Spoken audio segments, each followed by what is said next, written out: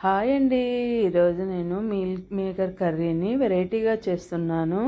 దానికోసం ఫస్ట్ జీడిపప్పు, ధనియాలను, కొన్ని మనము కర్బూజా గింజలు, కలింగర గింజలు అవన్నీ ఉంటాయి కదండి, వాటిని కొంచెము సోంపు, జీలకర్ర, మసాలా దినుసులు అన్నిటినీ వేసేసి మిక్సీ గ్రైండింగ్ చేసి పెట్టేసుకున్నాను. కొంచెం ఒట్టిమిరపకాయ కూడా వేసేసాను దాంట్లోకి. అన్నిటినీ గ్రైండింగ్ వేసేసి ఒక కప్పులో వేసి పెట్టుకోవాలి.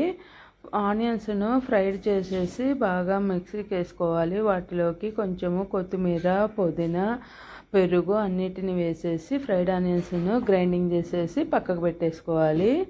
మనము తర్వాత దానికోసము మీల్ మేకర్స్ను ఉప్పు, కారము, పసుపు అన్నిటినీ బాగా తీసుకోవాలి. కొంచెము కార్న్ పౌడర్ కూడా వేసేసి మిక్స్ చేసేసుకొని పక్కకు పెట్టేసుకోవాలన్నమాట. మిల్ మేకర్స్ను ఫస్ట్ మనం కొంచెం సేపు వేడి నీళ్ళల్లో నానబెట్టుకోవాలండి. తర్వాత మనము టమాటోస్ను కూడా గ్రైండింగ్ చేసేసి పక్కకు పెట్టేసుకోవాలి. తర్వాత పెన్నం పెట్టేసి ఆయిల్ పోసేసి సన్నగా ఆనియన్స్ కట్ చేసేసి వేసేసుకోవాలి. తర్వాత అల్లం వెల్లుల్లి పేస్ట్ను కూడా వేసేసి బాగా మిక్స్ చేసుకుంటూ వేయించుకుంటూ రావాలి. మిక్స్ వేసేసి బాగా వేగినమ్మడే మనము టమాటో గ్రేవీని మిక్సీ వేసిన దాన్ని కూడా వేసేసి బాగా ఉడకనిచ్చాలన్నమాట. మళ్ళీ తర్వాత ఇంకొక పెన్నం పెట్టేసి పక్కన మనము స్టఫ్ చేసి పెట్టిన మీల్ మేకర్స్ను ఉప్పు, కారం అన్నీ వేసి పెట్టిన దాన్ని కొంచెం ఆయిల్ వేసేసి లైట్గా వేయించి పెట్టుకోవాలి.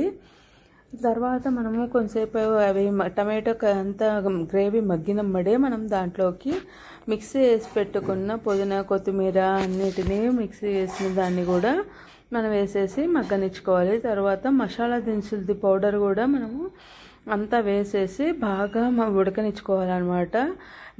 ఎంత బాగా ఉడికితే అంత టేస్ట్ వస్తుందండి.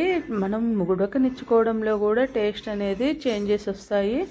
బాగా ఉడికిచ్చేసినాక మనం మీల్ మేకర్స్ను కూడా బాగా వేయించి పెట్టిన వాటిని కూడా దాంట్లోకి వేసేసుకోవాలి. గ్రేవీ అంతా బాగా ఉడికినమ్మడే ఈ మీల్ మేకర్స్ని కూడా వేసేసి బాగా ఉడికిచ్చాము అంటే మనకు మీల్ మేకర్ కర్రీ రెడీ.